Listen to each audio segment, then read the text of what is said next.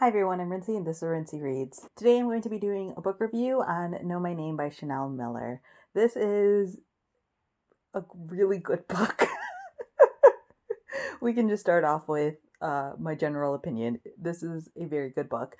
So this book came out last year, and yeah, over on Book Riot, I made a video talking about the books that I regretted not getting to last year. I'll link that up in the cards in case you're interested in seeing that. But basically, this is the number one book on that list. I was very sad that I didn't end up making time for this book last year, and I'll kind of get into a little bit more later about why I didn't, but hearing everyone talk about it, especially as they, did put this book on their year-end best of lists and stuff like that, I realized I basically made a mistake. I bought the audiobook of this last year, but I just didn't get around to listening to it, or I didn't make the time to listen to it. And so, again, seeing everyone rave about this book at the end of last year made me want to really prioritize this one. So I listened to it, and I literally finished listening to it today, and I immediately went out and bought the hardcover book because I knew that I wanted a physical copy of this book. So if you aren't aware,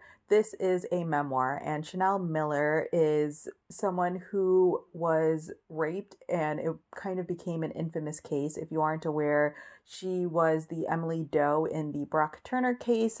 She was raped on Stanford's campus, and then, went through the whole trial and everything like that as an anonymous victim. And then basically at the end of the trial, her victim statement was posted on BuzzFeed, again anonymously by a reporter at BuzzFeed, with her permission, and it ended up going viral. And from that point on, she continued to remain basically an anonymous person until she put out this book. So one of the reasons why I personally didn't pick up this book right away is partially because I've been having a hard time picking up books that feel too real. So I haven't read like She Said or Catch and Kill, just because I feel like those are all events that we're still kind of living in, and having to read about those really difficult situations was a thing that last year I don't know if I really had the capacity for. I recognize there's a significant amount of privilege in that and being able to turn a blind eye to a certain extent, but the way everyone wrote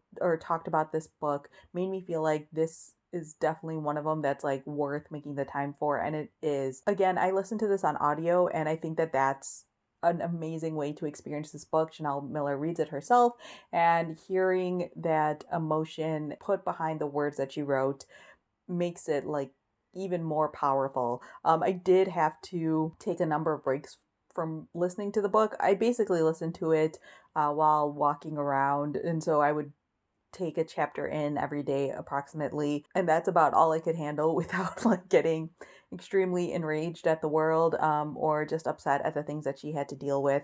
She talks very openly and very honestly about her experiences. Obviously, she doesn't remember the incident itself very clearly because she did pass out or black out for that part of that night. It isn't graphic in that sense, but obviously she does have to recall what exactly happened to her. But I think the parts that are sometimes even more angering is the process that she's had to deal with afterward, the way that she's treated or dismissed or belittled, the way that the entire trial went down. Even knowing how it all turned out in the end, I was still extremely surprised by the lack of compassion treated towards people who have to deal with these situations, or the victims in these situations, and the lack of understanding for what they're going through. The way that our trial and justice system is just so inefficient and ineffective in so many ways. She talks about how,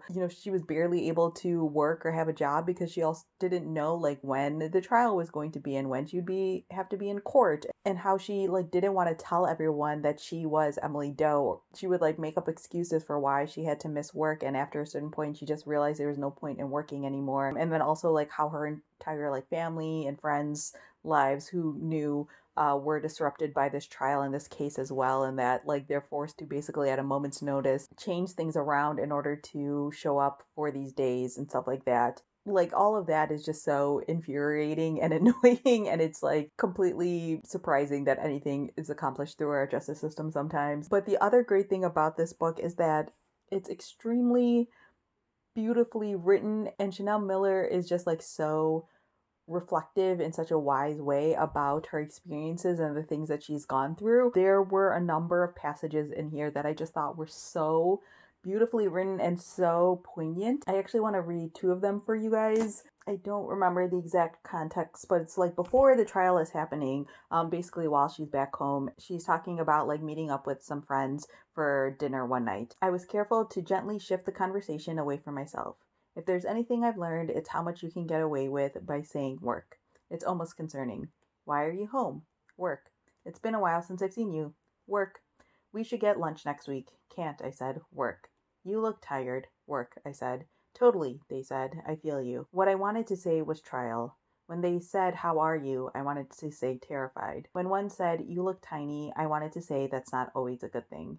They walked away thinking we had caught up while I held the quiet knowledge that they knew nothing. Like, man.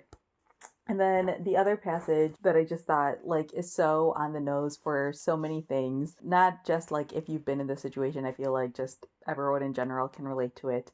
She is talking about the process right before the trial starts. Jury selection is happening, and so she's writing about one of the days that she's waiting. I got a haircut just a trim. I took my car to Lozano's car wash where there was free popcorn and lemonade and the meditation of watching my card glide through the soapy, moppy-headed beasts. I looked for jobs on Craigslist, wrote 3 sentences of a cover letter. I biked to get a burrito, drank from an expired Coke can, sat wearing my helmet on a bench at the park. I took a photo of the burrito and posted it online. I received 32 likes. It was a joke with myself, playing tricks on the world. People believed I was enjoying my afternoon, when in reality I was about to face my rapist. How creepy it was that we could conceal these stories. How easy it was to pretend. The slivers we show, the mountains we hide.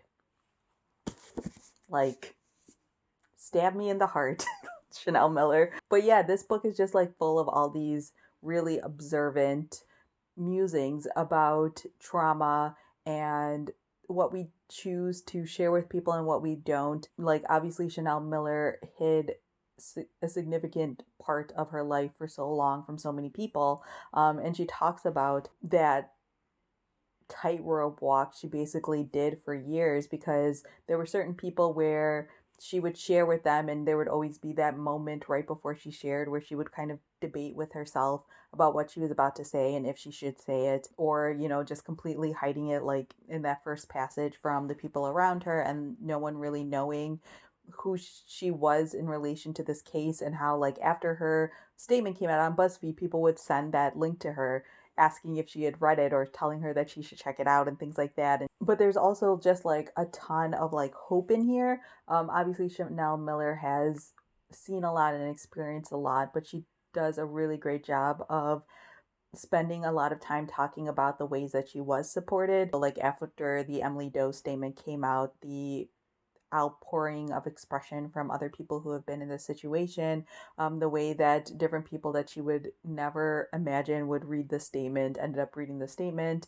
and sending her letters indirectly or talking about it publicly and things like that. And she kind of was amazed at the fact that by being vulnerable and open to a certain degree, she was able to invite people into what she had experienced and get support and get help and just feel less alone and things like that. And it's such a great testament to the way that we all probably should be living our lives. So yeah, I love this book. I don't think that's like a surprise to anyone here, but I was just surprised by how taken I was by it. Towards the end, she talks about how, so many of us like turn to stories like this and want the happy ending, but there isn't really a happy ending to this one. And she refuses to like give into that and just like put a positive spin on it all, because she's been extremely like hurt and been through a lot of really difficult things, and it's not something that you can just put a pretty bow on. But I think that she does a really great job of just not dwelling in it too much to make it too hard to read. But yeah, it's also just like amazingly written. Like, Chanel Miller is a great writer, and I think that part of that has to do with the fact that this book came out years after the trial and everything. I can imagine like an alternate universe where she had put out the victim statement with her name actually on it, and like publishing rushing to get a book out from her. But I think that the time and the space between the statement and the trial and the book coming out provided it with the opportunity to be a stronger story, because she talks about the aftermath and she talks about the things that have happened since then in terms of the Me Too movement and Harvey Weinstein and Larry Nassar and all of these different stories and trials that have been coming out. And I think that it also just helped give her probably perspective and time to be able to talk about these things with a good perspective and write about them in this like really beautiful way. So yeah, obviously I highly recommend this book, and you all should pick it up if you haven't already. So that is everything I have for this week. Let me know down in the comments below if you've read this book. I know plenty of you have. So talk to me about it down in the comments below, or if you have any questions, feel free to leave that down in the comment section as well. So yeah, that's all I have for now, and thanks for watching.